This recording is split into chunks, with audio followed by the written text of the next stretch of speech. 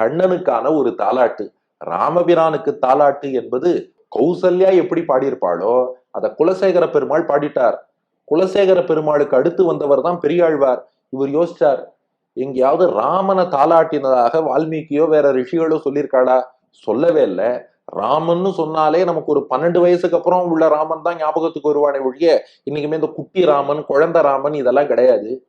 அவருக்கே தாலாட்டு பாடி இருக்கும் போது எங்க கண்ணன்னு சொன்னாலே குட்டி கண்ணன் தான். இந்த பிறந்ததுல இருந்து ஒரு 10 வயசு வரைக்கும் அவ்வளவுதான். அதுக்கப்புறம் கண்ணன் நிறைய பண்ணியிருந்தாலும் பக்தர்களுக்கு அதெல்லாம் அப்புறம். எங்க கண்ணன்னு சொன்னா விளையாடணும், வெண்ண திருடணும், மலையை தூக்கணும், பாம்பு மேல நாட்டியம் ஆடணும், எங்க வீடு வீடா ஓடி வரணும், எங்களோட விளையாடணும், செல்லமா பொய் சொல்லணும், செல்லமா திருடணும், இதெல்லாம் பண்ணி விஷமம் பண்ணாதானே கண்ணன். விஷமக்கார கண்ணன், குட்டி கண்ணன், சுட்டி கண்ணன், குறும்பு கண்ணன் அப்படித்தானே வேணும்.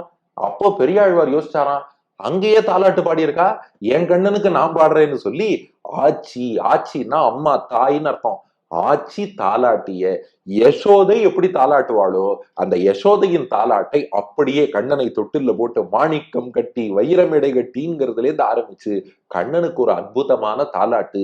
இது கண்ணனுக்கு ஒரு தாலாட்டு என்று பெரியாழ்வார் யசோதை பாடியது.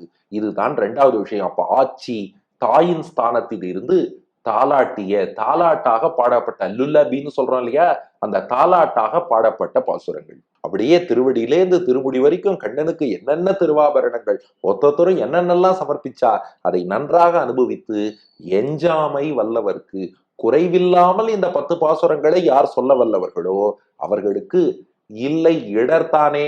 இடர்னா துன்பம்னு அர்த்தம். இல்லை இடர்தானேன்னா அவர்களுக்கு ஒரு துக்கம், ஒரு துன்பம், ஒரு கஷ்டம் கூட வாழ்க்கையில் வரவே வராது. எப்போதும் கிருஷ்ணானுபவத்தோடு அவர்கள் ஆனந்தமாக வாழ்வார்கள். அதனால மிச்சமில்லாமல் இந்த 10 பாசுரங்களையும் சொல்லிட்டா அவர்களுக்கு வாழ்க்கையில் துன்பமே வராதுங்கிறது தான் பலன்.